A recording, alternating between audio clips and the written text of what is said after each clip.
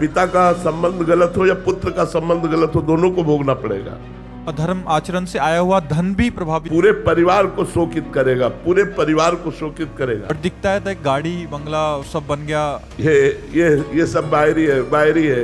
ये कुछ दिन के बाद बाहरी भी नहीं रहेगा और आंतरिक भी नहीं रहेगा। आंतरिक तो जलते ही रहते हैं, बाहरी है ये कुछ दिन के लिए है, कुछ दिन के लिए है। जब तक पुण्य है तब तक धर्मात्मा पुरुष को दुख दे लो और पाप कर लो, और जिस समय तुम्हारे पुण्य नष्ट होंगे, विध्वंस हो जाओगे, किसी कार्य में तुम सफल नहीं हो पाओगे। अभी तुम्हारे पुण्य है इसलिए सफलता दिखाई दे रही है। जी पापाचरण वालों को तो समझ आया, बट ये जो धर्म आचरण कर रहे हैं फिर भी दुखी हैं, इनका क्या रहस्य? पूर्व जन्म के जो पाप है, अब उनके पाप का जो क्रम लागू हुआ है वो नष्ट हो जाएंगे।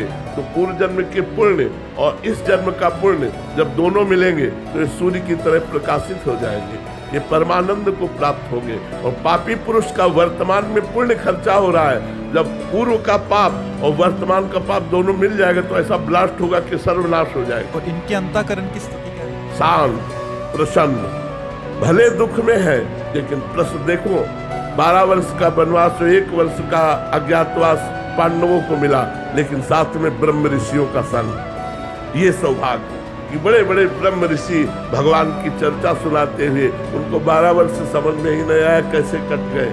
बाहरी कष्टों की परवाह नहीं करते धर्म में चलने वाले ये अधर्मिक पुरुष लोग थोड़ी देर के लिए बाहरी सुखों को भोगते हैं, अंत में महादुख को प्राप्त होते हैं।